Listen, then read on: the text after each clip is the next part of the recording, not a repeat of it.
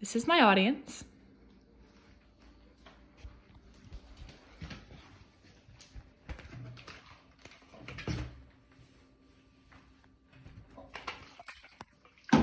Every year, over 8 million tons of plastic bottles, just like this one, are dumped into the ocean. That's equivalent to 5 grocery bags filled with plastic for every foot of oceanic coastline. I remember when I was a little girl, my parents would often take me to the beach. We lived in San Francisco, and the oceanic view was incredible. Every time my parents would take me, I would get so excited. I loved the way the sand felt between my toes and the taste of the salty waves as they crashed on the shore. But I must admit my favorite part was collecting the seashells that had been tossed aside by the mindless current. Thinking back, I still remember that connection I felt. How beautiful, how powerful, and how restorative it was to be near the ocean for me. It was not till many years later, as a young teen, that I realized the ocean was not perfect. The beaches were littered with plastic bottles and waste. It saddens me now to realize that the foam left on the sand from the waves was actually the result of a chemical byproduct. What seemed to have escaped my childhood memory was that my father, walking just a few feet in front of me and my mother, was picking up the trash, so when I came dancing along in his sandy footsteps, my view of the world would be preserved as a positive one. Although I myself am not a marine biologist or oceanographer, I can see the damage from oceanic pollution with my own eyes, the damage that we all are contributing to. Ever since, I have looked for ways that I personally could make a difference. I, for instance, stopped using disposable plastic water bottles. Instead, I drink from a stainless steel reusable one. By using this bottle, I'm not only saving $200 a year, but more importantly, I'm avoiding and contributing to the 170 plastic bottles per person that are being dumped into the ocean annually. The struggle is convincing those who do not care about the pristine beaches or the welfare of marine life, and convincing them that the extent that they would want to make changes for their consumption patterns is worth it. We should stop polluting our oceans with chemical byproducts and plastic waste because it would affect the overall health quality for humans and for everyone else. In ignoring this, individuals are impinging on the quality of life of others. It is vital to optimal human health that we stop polluting our oceans. Man-made pollution kills algae and plant lives living on the surface of the water and produces oxygen. Instead, pollution promotes the growth of toxic algae. The atmosphere we live in is specifically designed to sustain a life within humans can live with intermingling particles of oxygen and carbon dioxide. According to Planet Aid, an organization that studies wildlife, 70% of the oxygen we breathe is produced by marine plants. More specifically, a blue-green algae called cyanobacteria. As stated in Scientific American magazine, these microbes conduct photosynthesis using water, sunshine, and carbon dioxide to produce carbohydrates and oxygen. It is important to understand that within the ecosystem of the ocean, there is a balance between harmless algae and potentially hazardous algae.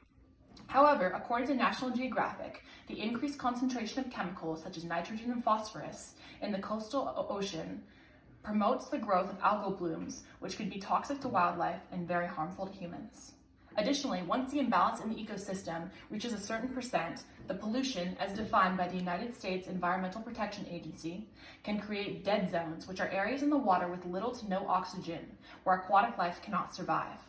These areas are caused by toxic algal blooms.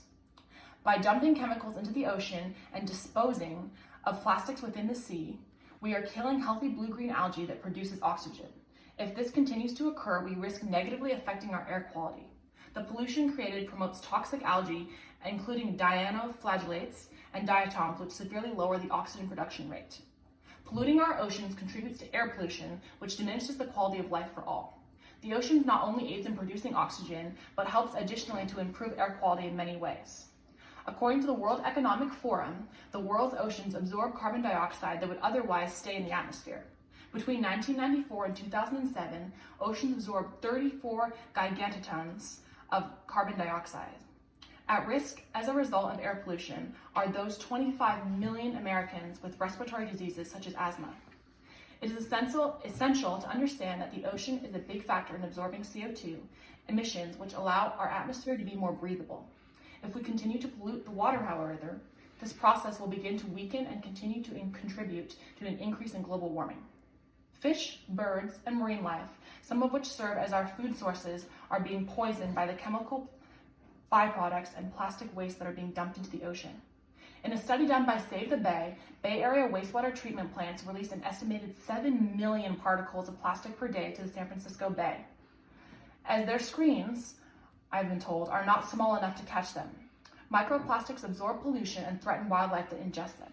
Chemicals such as pesticides, lead, and other heavy metals found in polluted waters contaminate our food sources. When humans ingest contaminated traces of harmful chemicals, this can cause health issues such as hormonal imbalances, reproductive issues, and damage to both the nervous system and the kidneys. Additionally, mercury found in sea life that we ingest is toxic to the human body and can lead to debilitating diseases such as Parkinson's, Alzheimer's, and heart disease. Some may argue that it is not cost-effective for companies to completely abate pollution during manufacturing production, and because they would no longer be able to be competitive in the world economy since the guidelines vary for different countries. There is a balance in the eyes of the business owners in which they must focus on the cost and effects of their actions. Instead of penalizing companies for polluting, give them an incentive, an award for doing something proper. According to the United States Environmental Protection Agency, they have created subsidies for pollution control. According to the United Environmental Protection Agency again, they have also stated that if these policies are followed at a continually increasing rate, widespread use of economic incentives could reach $45 billion annually. Americans often claim that they are already recycling. However, only 9% of the recycled plastic is actually reused. We've all seen, for instance, at a coffee shop, the garbage that have everything separated out. There are rules to recycling that most people do not know or do not bother to follow. If each individual took the time to consider how their actions affected others, it would be a step in the right direction. Each person has a personal responsibility to make an informed choice that either benefits or hinders our collective efforts to improve our environment. It is that simple. You do not need to completely limit and change your lifestyle. Just be more considerate in your individual choices. Think about what companies you are buying from. How are you disposing of your trash? Because ultimately, how you treat the earth affects your own health and well-being and of those in the now and in the future. Yay!